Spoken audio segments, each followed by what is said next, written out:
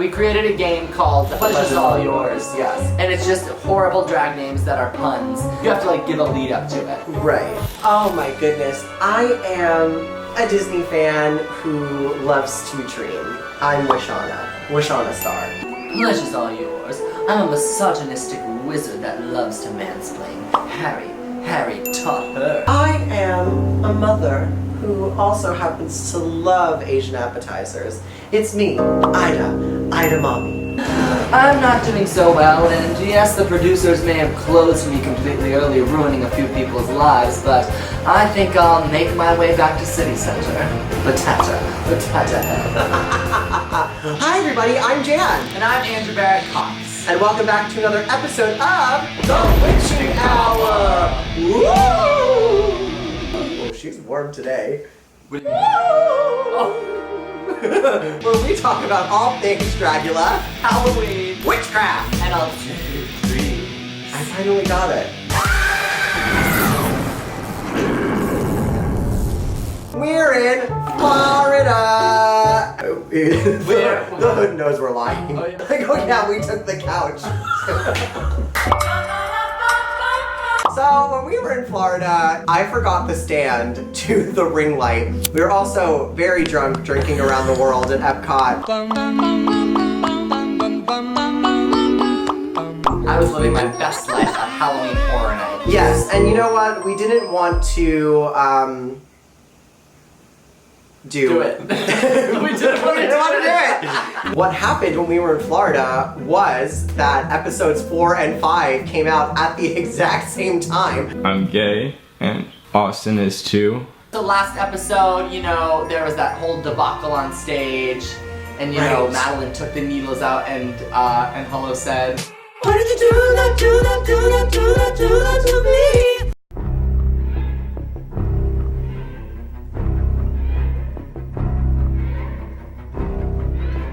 Little bunny foo-foo, hopping through the forest, scooping up the field mice and popping them on the head.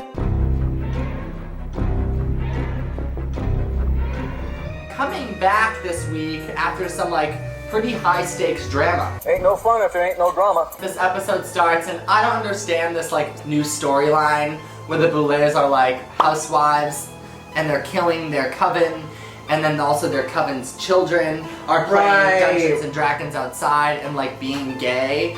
Oh, that's what they're playing. I thought they were just playing like gay Yahtzee.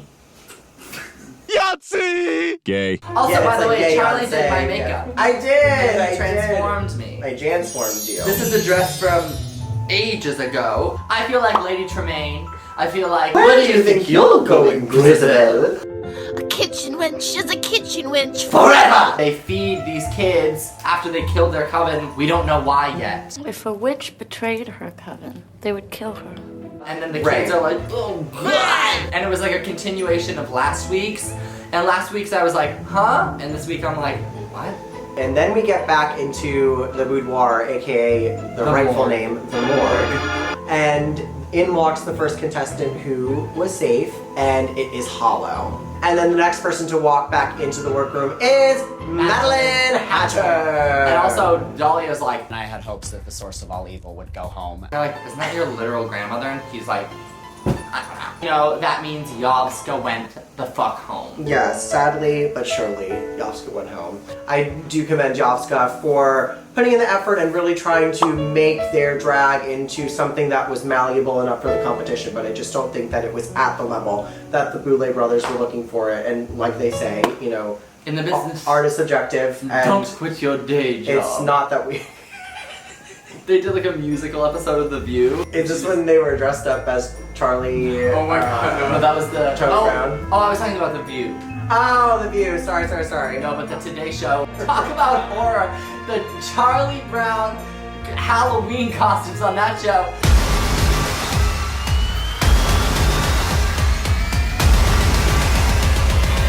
Fucking Pigpen? That's a nightmare. That was a nightmare, yeah. They're all showing off their tattoos. Madeline is showing that she got James Majesty basically on her ass that says... I didn't fuck my brother, he fucked me. Yeah, love it. And then Hollow, of course, gets Bitch pudding. Yeah, bitch pudding in their armpit. And the thing that Hollow says is like, I wanted to get a tattoo in a place where it would be most difficult, and Hollow is allegedly and apparently ticklish. I have a very sensitive back. Like I'll spasm if someone touches my back. Yes. Oh my god. Right here. Yes. Ah! Wow. I didn't know that about you. Sisters. Sisters. Hallie, we're like twins. Yovska we didn't get to see, but they have Abhorra on their back, and it's just them saying, I'm a creep. Yeah. I'm a widow. What the heck am I Not doing? whoa, not heck. Oh my god. What the heck am I doing here? Well, they start playing this like fanfare music. It's like do, do, do, do, do, do. Yeah. I want a Fulbright and a Rhodes. We find out that this week we're doing the first ever Dragula Dungeons and Dragons challenge. Yeah. Which just sounds awful. I don't want this, and I don't know anybody who does. So the Boulets give all of the girls their characters that they have to play in the Dungeons and Dragons challenge, which are based off of actual characters that are in the game. Israel comes into the morgue with a platter and a scroll, and Priscilla is like, "Hey, can you look on the right?" And then they come in, and the scroll has this rhyme about like, find a key, find a key, find a key, find a key. They all run around, and Dahlia finds the key. Yeah. Show me the key. For all you Secret Garden fans out there. Cause you can't seem to find one. Does she get to pick who's eliminated? Does that Right. mean she gets to pick who's in the extermination? So Dahlia and Madeline have a moment once again. I think when Dahlia is with Madeline in person, Dahlia is very sympathetic and very, very emotional towards the whole situation. But then when Dahlia goes to the confessionals, it seems to be a different story, and they're very, very outspoken about that they don't really have the same respect that I guess Madeline might for Dahlia. Oh my god. Okay, so then we get our characters. What? Wait, what? It's fine. The lace just keeps coming. I wanted to make sure that it Fuck wasn't. no. Oh yeah, why is Eva crying? Isn't she crying about like cigarettes or something? No, hers is like pretty serious. So essentially they get their characters and they go back in the workroom and they all start working on their looks. And they start to talking, and Eva brings up the fact that they never finished high school. They only went to sophomore year and was kicked out of their house at 16 and was sent to a correctional facility where they were monitored all the time, and it was really hard to be themselves, and that's why doing drag and creating Eva Destruction was really a You're doing amazing. I wish you could see how sexy your listening face is. For Halloween, you should go as a slutty ear. Eva has like a little bit of a moment. Jan, the people want to know, why do you do drag and why is it a part of your everyday life? You have 1 minute. I personally believe that some people out there in our nation don't have drag. And we're going to a secret location. No, it's a Renaissance village. A wild Renaissance village. Oh my god. It's gonna be nuts. So they go, also, I'm sorry, the winner of this challenge gets an $1,000 queen feast at like medieval times. Medieval fucking times. That sounds awful. That sounds terrible. Tony, What? tell your medieval times story. You're like eating a turkey leg and a horse is like shitting in front of you. I'd honestly rather than be like, here's a $25 gift certificate to Olive Garden. They tend to do a simple dress or some sort of a simple silhouette on the body to cover the body, and then detail it and make accessories with headpieces, belts, jewelry. Accessories. Accessories. Accessories. Accessories. Right? Sequence is one. I say accessories. Sequence is. Hey Siri. Accessory. I've always said accessories. That's really cute. And wrong. It's just a black dress with some puffy moments to kind of give it some dimension and some texture, and then it's accessory. It's accessoried the house down. Accessorized? It's accessorized beautifully. That was beautiful. You did such a good job of expressing yourself. They have beautiful headpieces made. They have necklaces Bubbles and and Frown. yes, Silva. yeah, but it'll be like a nice silhouette for a gown that's just maybe one color, not too distracting, because they really, really try. In my opinion, I think what they do is they make the focus, the headpieces, and all the accessories, and build up the outfit based off of those. So our first guest judge this week is Michael Verratti, and Michael is a director, a streamer, but he's also the podcast host of the podcast Dead for Filth. Our next judge is Darren Stein, who's been on Dragula all the seasons. So this is his third time back, and he is the creator and director of the cult classic Jawbreaker, as well as GBF, and I've known about Darren Stein for a while. So then we get to the floor show, aka Outside.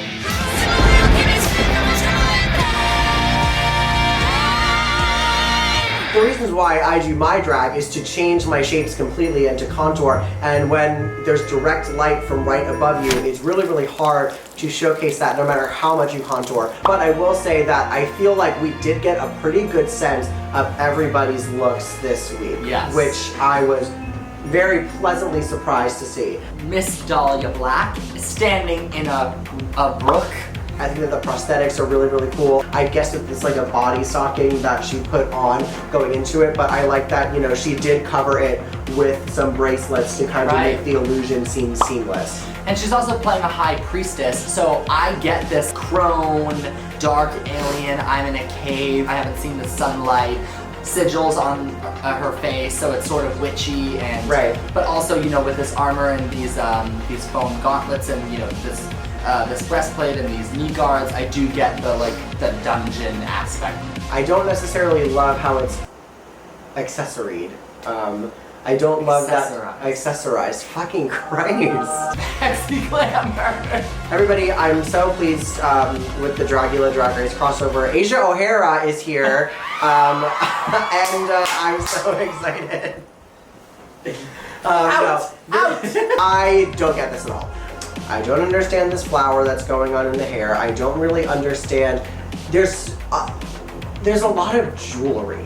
And I think when you're adding things onto an outfit, it takes away from the overall big picture. I respect Maxie as a performer. However, compared to the rest of the competitors in this competition, who some of them also do not have a lot of money or resources, turn it the fuck out. Madeline's look is so fucking great. It's like negative. Yeah, it's exactly. It's like when you turn your iPhone negative and it goes into that look.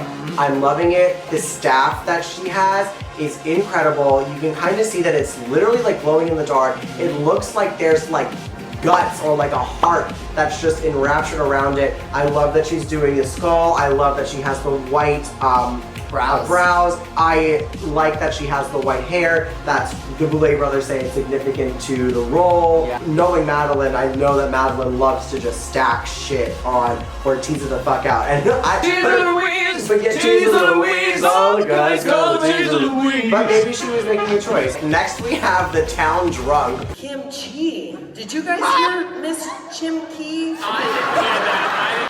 Priscilla Chambers. I like this look.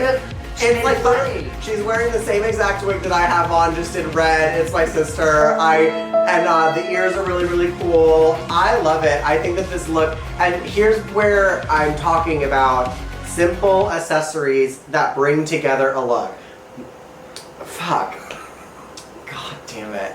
Priscilla has on these like thicker chainmail moments that are going across their chest to cover the arms, and then she has something else that's like under here that's a little bit thicker of a chainmail. It's the same that's around her waist. She has some faux fur, I'm imagining, that's attached to it. What you know about wearing a fur fox skin? It's just all cohesive, and I understand who this character is. And she brought herself to the character. Right. Like, I buy this as Priscilla. Exactly. Next up we have the tatted up Louisiana Purchase. I really like this look from Louisiana. I do too!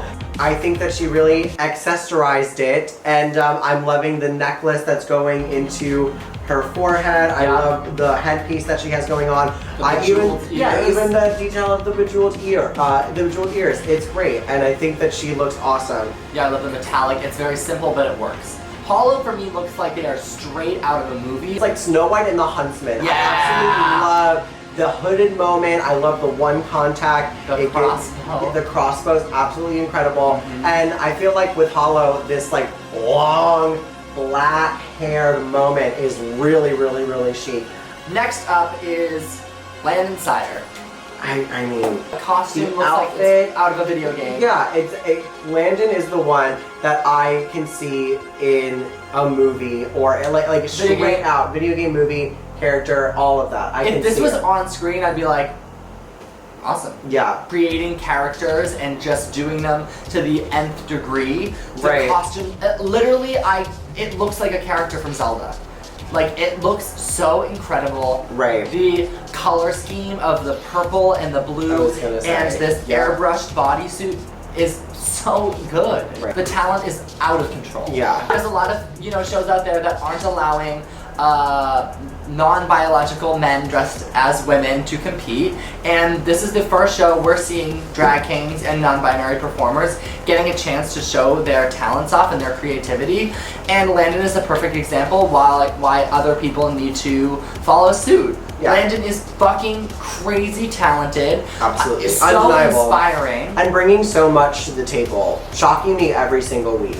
And There has every not been a single week where I'm like, fuck you, bitch. Yeah. That's wild. Then we have another standout moment Yeah. from Eva Destruction. The makeup is incredible. I love this headpiece. It kind of reminds me of a character out of Avatar. Sure. I love the reptilian elements that she's bringing to this with kind of the skin underneath. I love that it's warrior. I love that she kind of has these feathers going on with this body armor, this massive tail that she's slinging around. I'm obsessed with these prosthetics that Eva's made. I'm assuming that Eva made them. These like spiked arms that are like, you don't love it?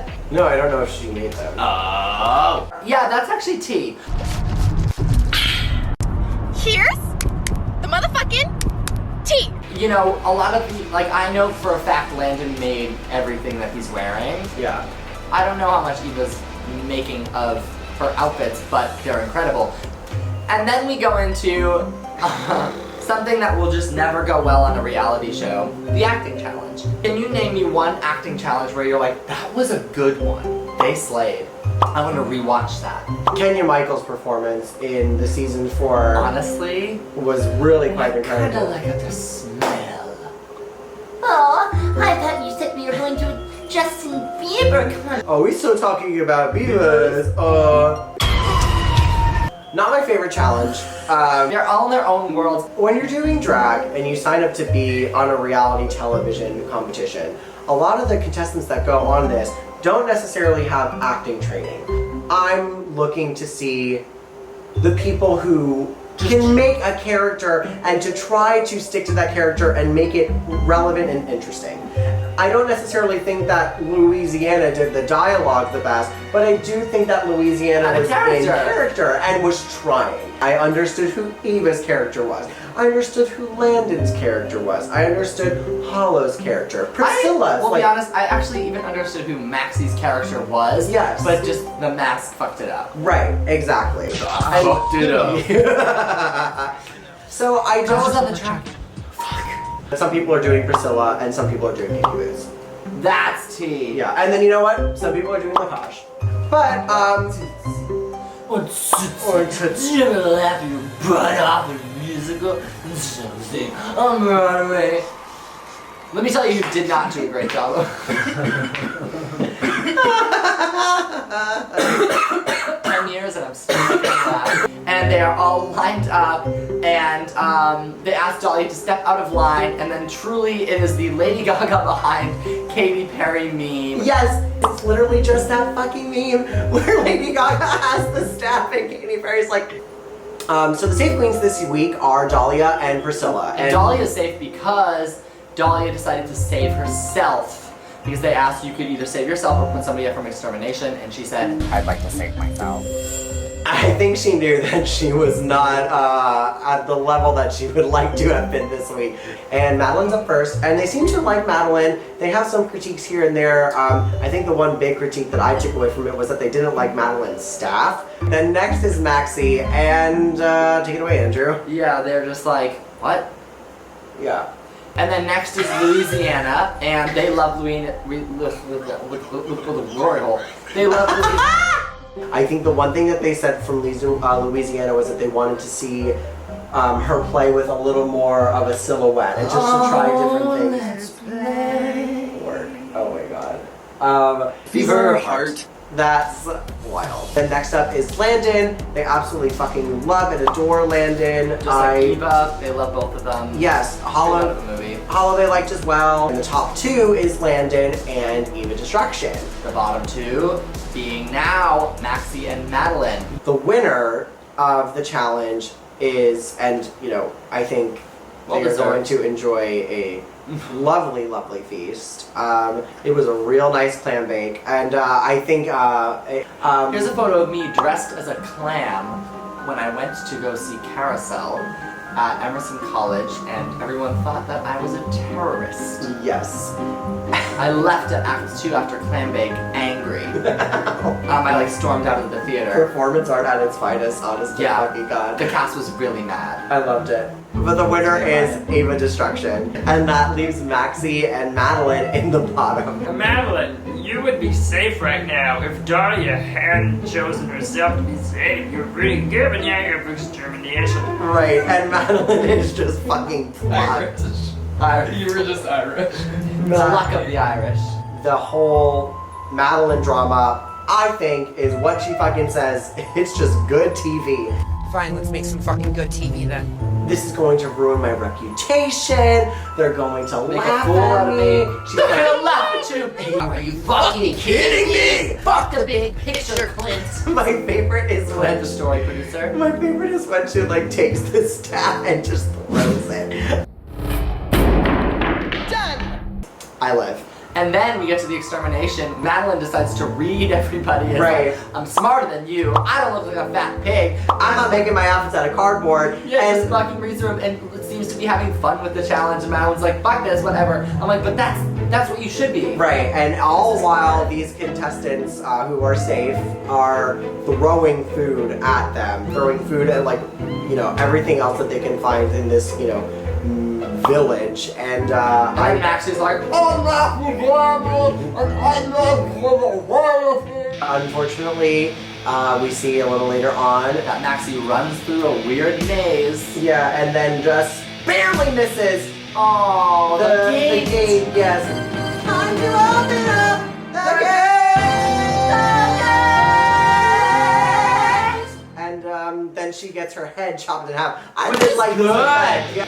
Alrighty, everybody. Thank you so much for tuning in. This concludes episode 4 of season 3 of Dragula. And next episode, we are going to not only talk about episode 5, but we're going to review Halloween Horror Nights and all the houses that we did. Yes, in Orlando. We did all the houses, bitch. Yes, we did, and we had a lot of fun, and we can't wait to talk to you about all of them. I'm very excited. Oh my god. Everybody, my name is Jan, And I'm Lady Tremaine, and you're watching Disney Channel. Dun, dun, dun. Bye!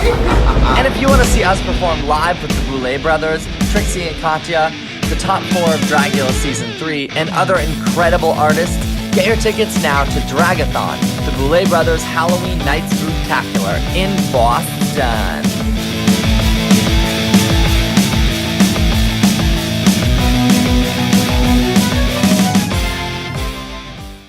Get me what I need! I love that.